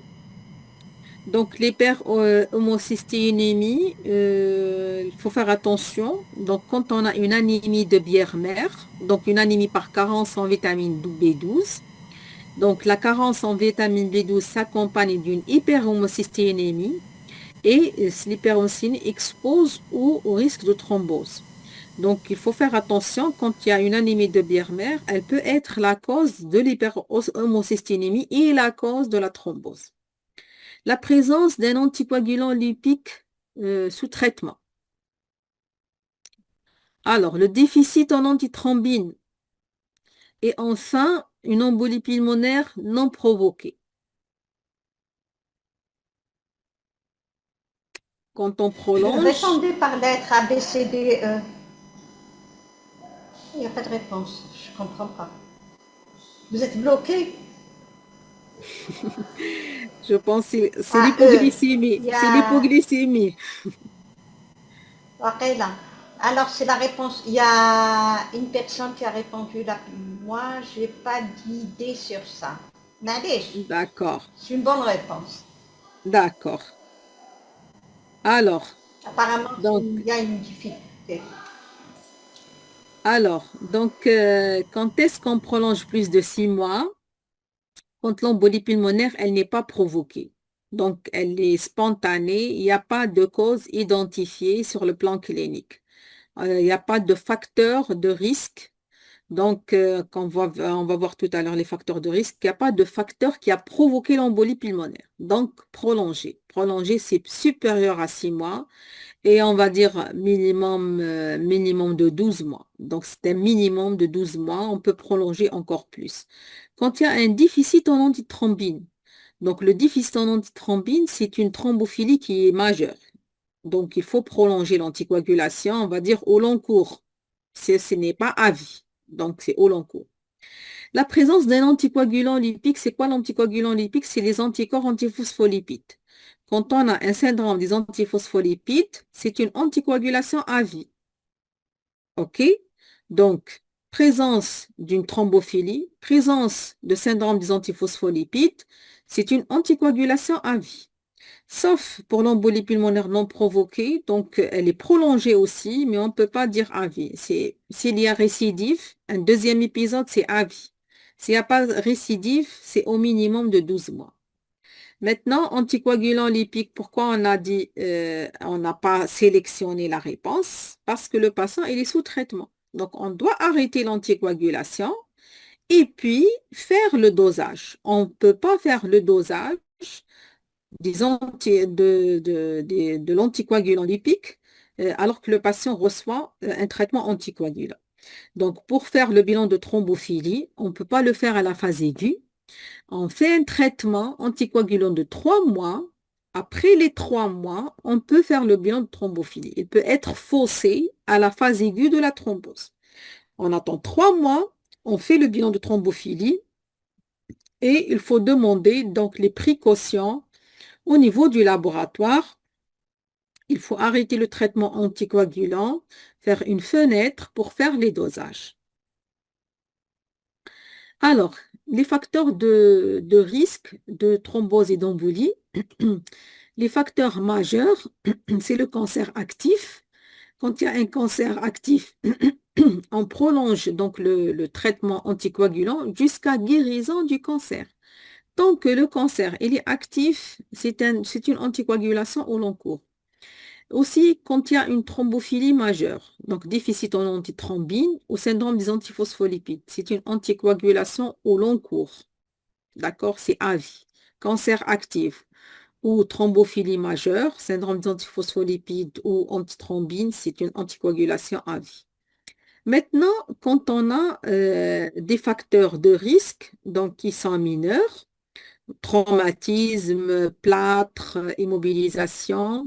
Dans ce cas-là, bien sûr, c'est un traitement court, donc qui est de 3 à 6 mois maximum. Ok, donc la durée de l'anticoagulation après une embolie pulmonaire, donc c'est au moins 3 mois quand on a une embolie pulmonaire qui est provoquée, donc il y a un facteur de risque qui est transitoire. L'anticoagulation, donc en cas d'anticoagulation prolongée, il est recommandé de réévaluer donc l'adhésion au traitement, la fonction hépatique, la fonction rénale et le risque hémorragique. Donc il faut à chaque fois évaluer le risque hémorragique quand on prolonge le traitement anticoagulant. Alors, quand il y a un cancer actif, vaut mieux donner une HBPM, c'est la tenzaparine, l'Inoweb, une fois par jour pendant 6 mois. Après les 6 mois, si le patient a toujours ce cancer qui est actif et n'est pas déclaré guéri, on prolonge le traitement jusqu'à guérison.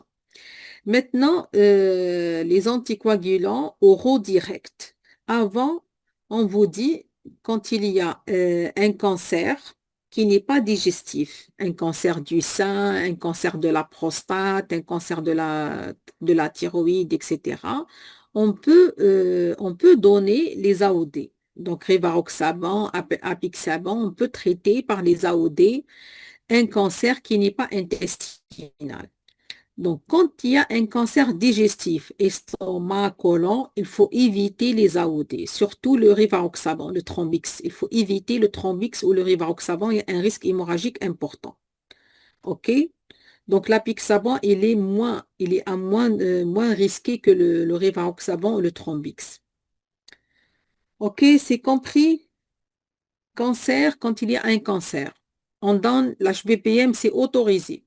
Inoweb ou inoxaparine pendant au moins 6 mois.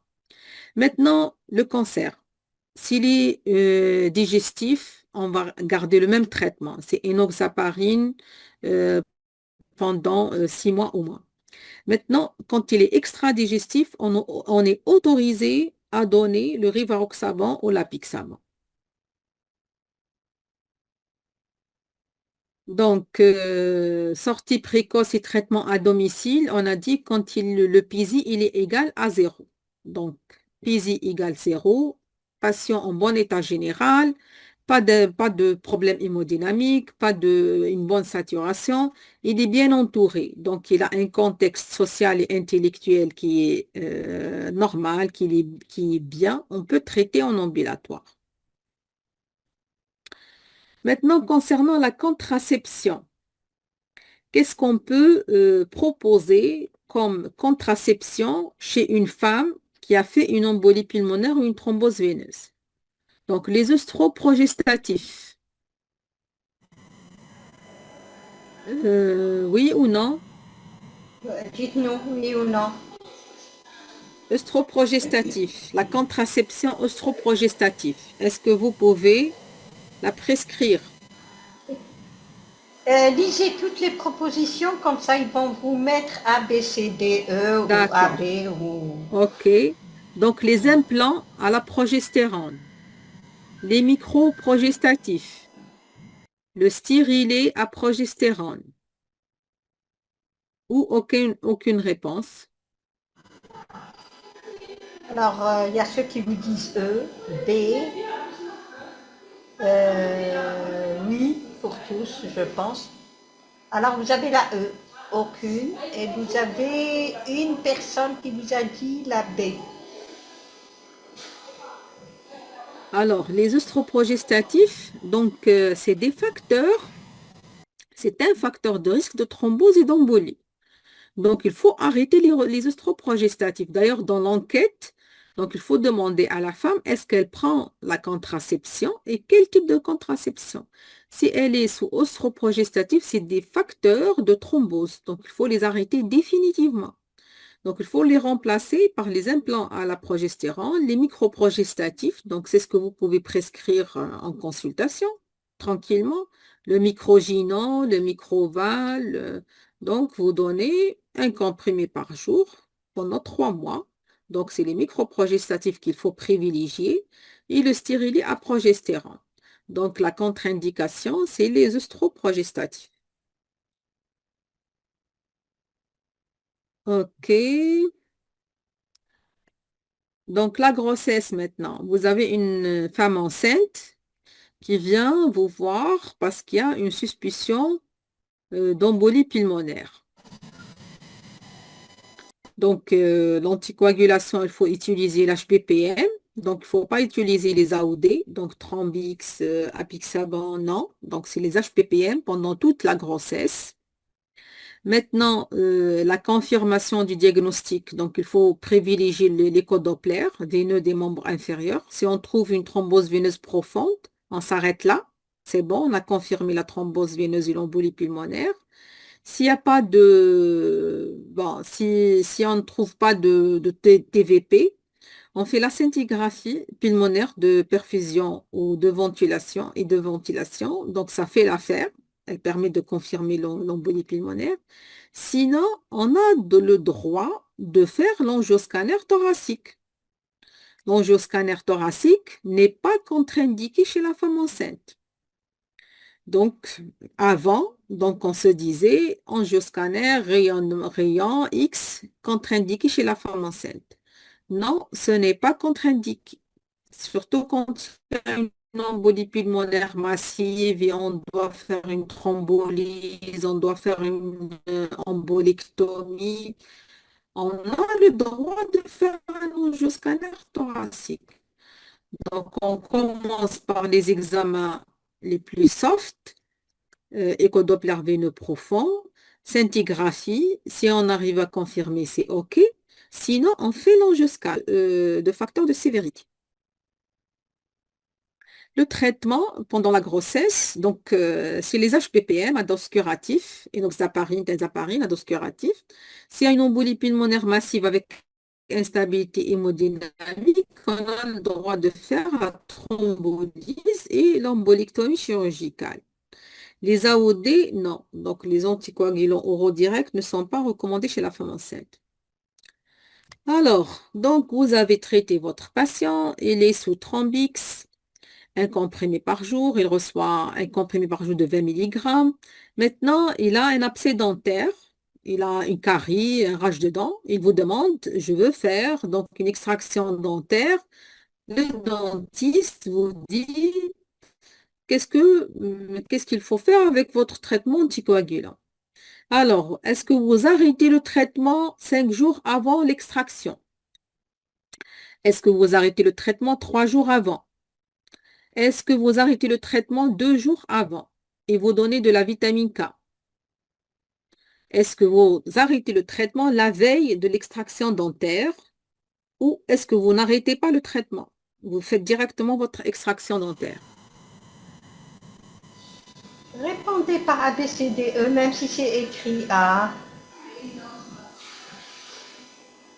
Parce que là, oui, non, oui, non, oui, non.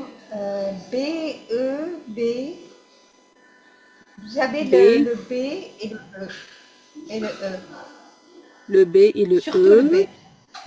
OK, OK, OK. Alors, ce qu'on doit faire, on doit arrêter le traitement la veille et le reprendre le soir de l'examen. Donc, on va écrire une lettre au dentiste. Le patient doit arrêter la veille, mais il cherche la veille. Le lendemain, le matin, il fait l'extraction dentaire. Le soir même de l'extraction, il reprend son comprimé. D'accord? Donc, et on ne donne rien avant avec le Centran. Qu'est-ce qu'on faisait avec le Centran? 3 jours avant l'extraction, on arrête le Centran. On l'arrête 3 jours avant et on donne à la place du Centran du Lovenox à dose curative le matin et le soir pendant 3 jours. Et qu'est-ce qu'on fait? On arrête la dose du soir du Lovenox. Le matin, il fait son extraction dentaire et le soir, il reprend son Centran. Maintenant, avec les AOD, on ne doit pas faire de chevauchement avec l'Ovenox, arrêter l'AOD, prendre l'Ovenox et puis faire l'extraction dentaire et reprendre par la suite. Il n'y a aucun chevauchement avec un autre anticoagulant. On arrête juste la veille. Le matin, il fait son extraction dentaire et le soir, il reprend son comprimé. Donc, c'est très simple. Donc, le tableau, il résume l'arrêt du traitement anticoagulant en fonction de la sévérité du geste. Est-ce que si, par exemple, il fait une chirurgie, donc la chirurgie, c'est un geste invasif. Donc, le risque hémorragique, donc, il est important. Plus le risque hémorragique il est important, il va arrêter donc 2 jours, 3 jours avant l'examen, avant la chirurgie. Donc, il peut arrêter s'il va faire une grande chirurgie sur l'abdomen, par exemple, sur le pelvis.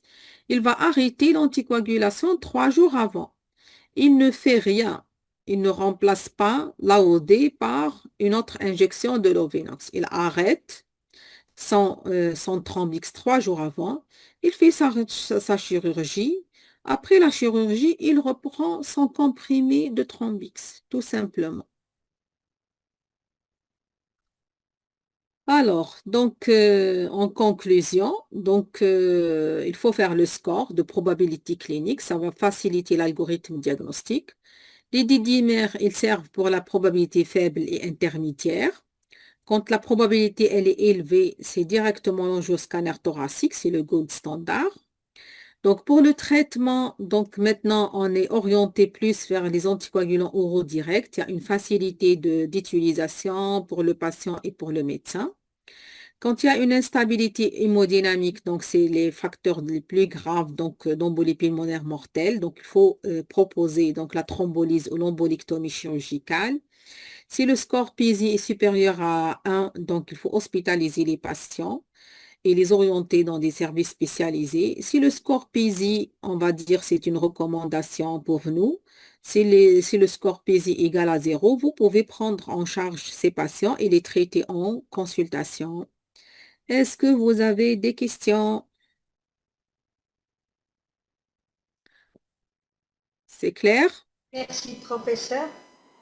Euh, alors, vous avez une question, hein? Vous pouvez aller Oui, chauffer avant d'aller vers le chat, vers les questions.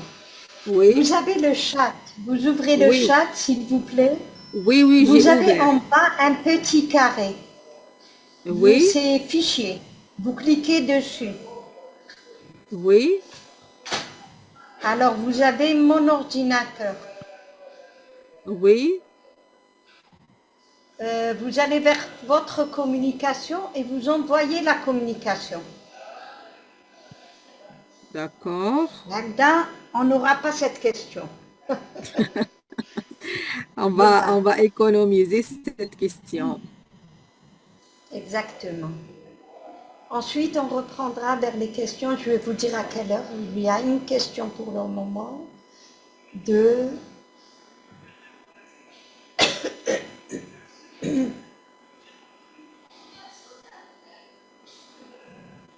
Essayez de l'envoyer.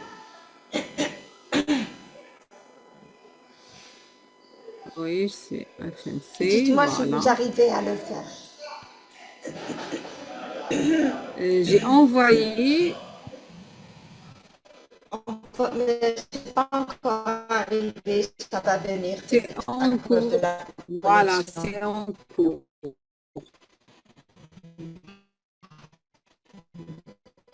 Alors, il y a plein de remerciements. Il y a Texas, Voilà, Lautia.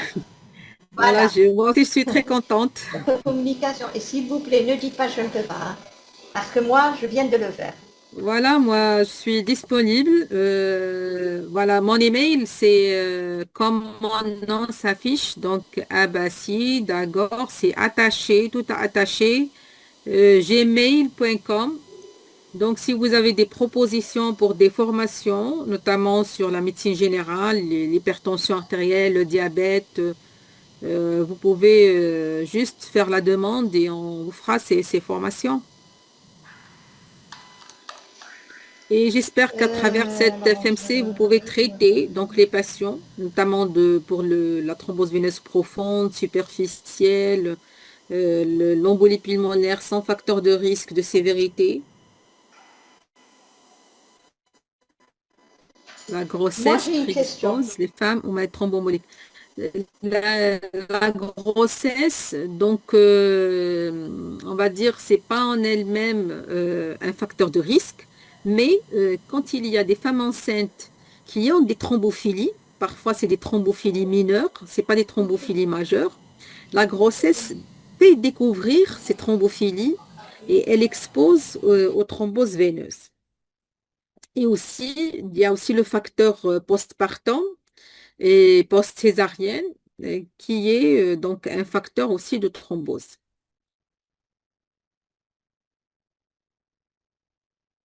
Moi, j'ai une question pour vous, Oui, si vous permettez. Alors, vous allez nous donner, s'il vous plaît, nous avons différents, des médecins généralistes qui travaillent à différents niveaux. On va commencer par le niveau primaire. Qu'est-ce que vous attendez d'eux? Le les niveau niveaux primaire, primaires, c'est-à-dire oui, avec oui, le PSP. Et vous avez oui, beaucoup d'éléments de PSP qui sont là présents. Ensuite, on oui. passera au niveau secondaire, le PH, là où il y a un hôpital. Qu'est-ce que vous attendez d'eux? Et qu'est-ce qu'ils doivent absolument retenir et faire en premier lieu avant qu'il arrive au niveau 3, c'est-à-dire à votre niveau. On commence par le niveau 1, le Euh, niveau primaire, soins de santé de base.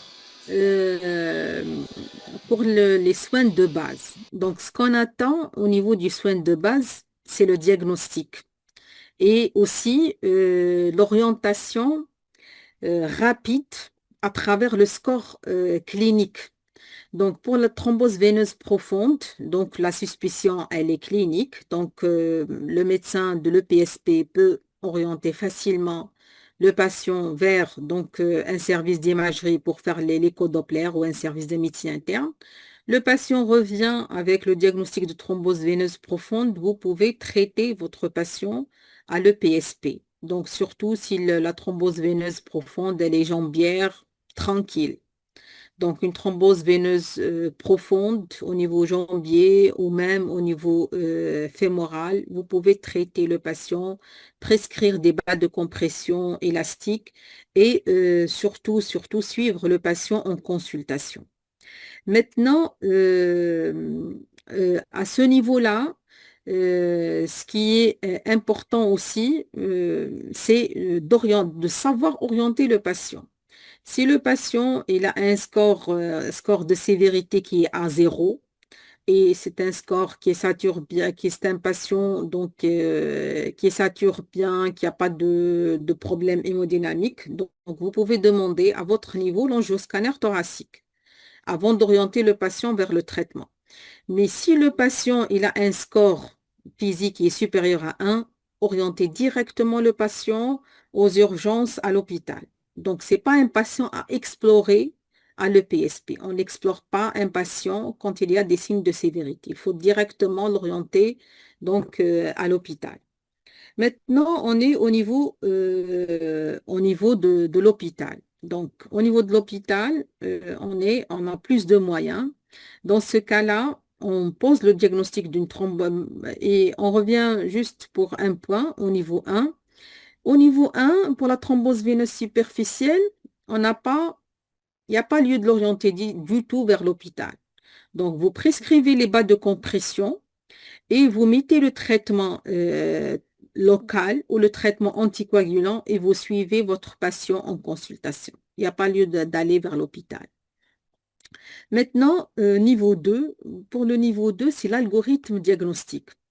L'algorithme diagnostique, donc score PISI, donc score de sévérité égal à 0. Donc c'est un patient qui est stable sur le plan hémodynamique, sur le plan de sévérité. Vous pouvez le prendre en charge, donc prescrire le traitement anticoagulant à J1. Donc il ne faut pas donc retarder, il ne faut pas que les examens complémentaires retardent la prescription d'anticoagulation. Et vous avez vu que même en cas d'insuffisance rénale, on peut prescrire un traitement anticoagulant par HBPM. Donc, il faut traiter le patient rapidement, faire l'examen d'imagerie à l'hôpital, donc surtout l'angioscanner thoracique qui est l'examen gold standard. Maintenant, quand est-ce qu'il faut orienter le patient vers un spécialiste? On oriente le patient vers un spécialiste quand il y a une embolie pulmonaire avec signe de sévérité. Il faut l'orienter. Quand il y a une embolie pulmonaire qui est où on a des signes donc associés donc de maladies systémiques, notamment un patient qui a des accidents, une patiente qui a des accidents obstétricaux, qui a des manifestations systémiques, des signes cutanés, des signes articulaires, donc on suspecte un lupus, un syndrome des antiphospholipides, donc il faut l'orienter. Et quand il y a une embolie pulmonaire récidivante, mais je sais que dans certaines zones, on n'a pas beaucoup de spécialistes, vous pouvez vous-même entamer l'enquête étiologique. Donc, quand il y a des critères de bilan de thrombophilie, il faut le demander. Et quand il y a un patient qui a des signes associés, surtout la recherche d'un cancer, il faut le faire. Est-ce qu'il y a des fiches spécifiques par rapport à ça pour permettre de classer les critères et de les mentionner? Comment? Est-ce qu'il y a des Les signes, fiches des qui fiches, permettent oui. par rapport aux critères Les fiches, pour bon, alléger l'interrogatoire, l'examen clinique? Oui, oui, par rapport à ça, pour pouvoir les transmettre à un niveau supérieur. oui, on peut C'est intéressant d'avoir élaborer, ce genre de... oui, on peut élaborer des fiches dans ce sens, oui, on peut élaborer. On va élaborer des fiches pour faciliter, bien sûr, la prise en charge. Je vois des Même par questions dans rapport à le... vous, s'ils veulent de 30 Oui, ans. bien sûr. Il y a des questions dans le chat. Femme de 30 ans, syndrome des antiphospholipides, traitement avant et après l'accouchement, on arrête le traitement ou pas. Pour le syndrome des antiphospholipides, pendant la grossesse, c'est les anticoagulants type HBPM, donc enoxaparine ou tenzaparine, pendant toute la grossesse. Pendant toute la grossesse, c'est les anticoagulants. On a deux situations. La situation où le patient ou la patiente a fait une embolie pulmonaire, elle a fait des thromboses veineuses profondes. Dans ce cas-là, on arrête le Syntran avant la grossesse. On commence donc le traitement par enoxaparine ou tenzaparine pendant toute la grossesse. Et à la fin de la grossesse, on reprend donc le Syntran. Donc, si la patiente ne veut pas allaiter, mais si elle veut allaiter, on va garder encore l'anticoagulation injectable. Je vais voir s'il y a d'autres questions.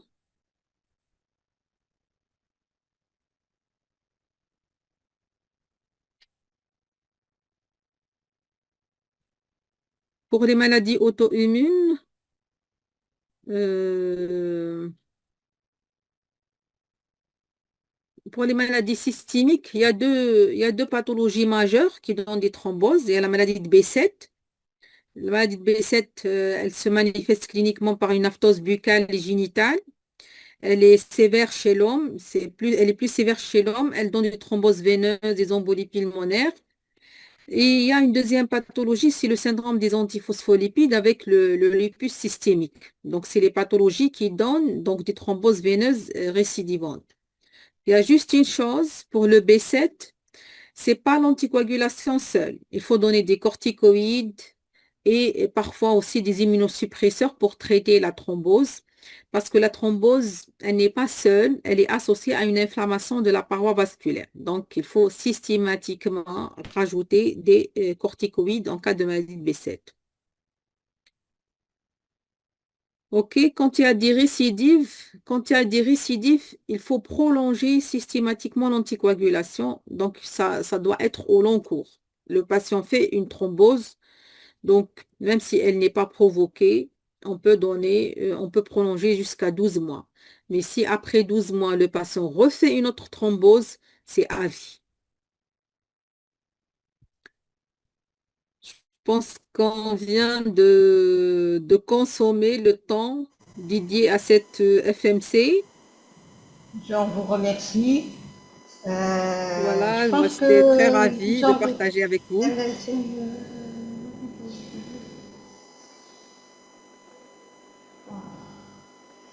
Alors, on vous remercie énormément. Yatek Saha, professeur. يسلمك. Alors, je vous dis au revoir et à bientôt. Très prochainement, Inch'Allah. Inch'Allah. Inch'Allah, au Merci revoir. à vous, Au revoir Yatek à Saha, tous. pour votre temps. Merci. Merci. Alors, est-ce que tout le monde a téléchargé pour que je puisse arrêter le chat?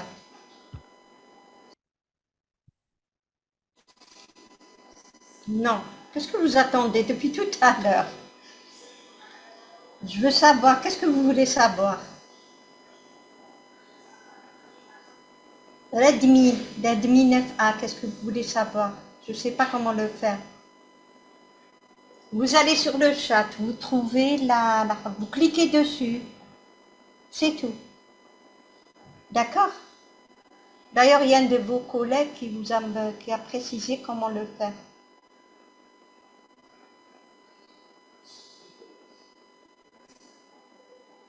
Je vais vous laisser un peu de temps. Et à très prochainement, Inch'Allah.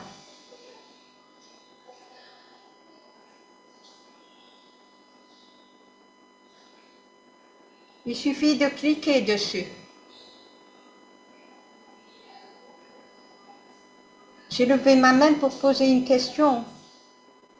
Les questions, c'est par écrit, Monsieur Moussa. Je pense que le professeur s'est déconnecté, elle est partie.